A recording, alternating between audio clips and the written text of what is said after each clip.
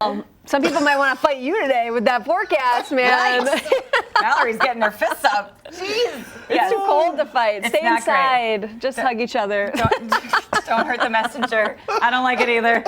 Here we go. All right. So we do have the cold this morning, but we also do have some more snow on the way. And I want to show you the one that's more impactful for later on today and tonight. Winter weather advisory is going to be in effect tonight starting at 9 o'clock until 6 o'clock on Wednesday morning. This is going to be a system that kind of just skirts along the state line. And as it does so, it does bring us a good 1 to 3 inches of snow. It's that powdery type of snow again. Right now, as you're heading out the door, something else is that it's cold. I mean, you didn't need me to tell you that it was cold, but what I can tell you is that with our forecast today, we'll see a nice rebound in temperatures. It's going to feel much better today, especially without that wind. I just moved this camera and it went right back down. That's okay. You know what? We're looking down at our Discovery World camera. This morning, we'll just see the fact that we have still some snow on the ground, but temperature, it went behind the icon, -1. We'll eventually work our way into those upper teens today, and you can see a full day of sunshine before clouds pick up. That is going to be ahead of our next weather system. This one is going to be arriving from the west. Right now it's in Montana. It's going to move its way through here. You can see right about, I'm thinking about 9 o'clock or so, the snow arrives. You can see that right near the state line, we kind of have that heavier amounts of snow. This is a 1 to 3 inch snowfall overall, but that low kind of just skirts right along the state line there. And it's kind of like in between Milwaukee and Chicago.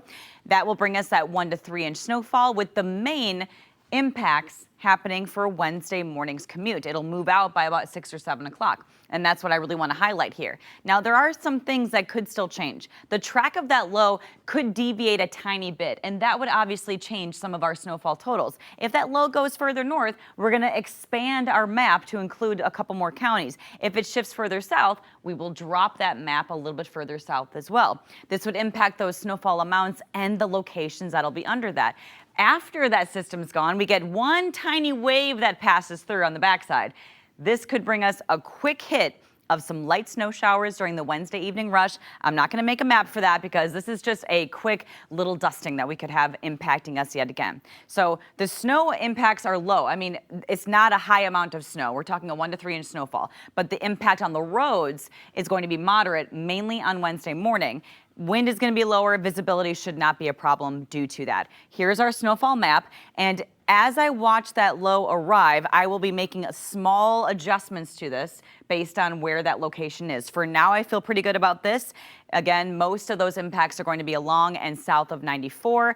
And if you're thinking, yeah, we've been having a lot of snow. We are definitely above average this season by a good 5 inches. But this weekend, get ready for it, guys. We go back to brutal. And I'm talking brutal cold. Look at some of these high temperatures going into not just Friday, but Saturday and Sunday. Highs are near 5 degrees. Overnight lows are going to be well below 0, which means, yes, we'll have wind chills that will be below 0.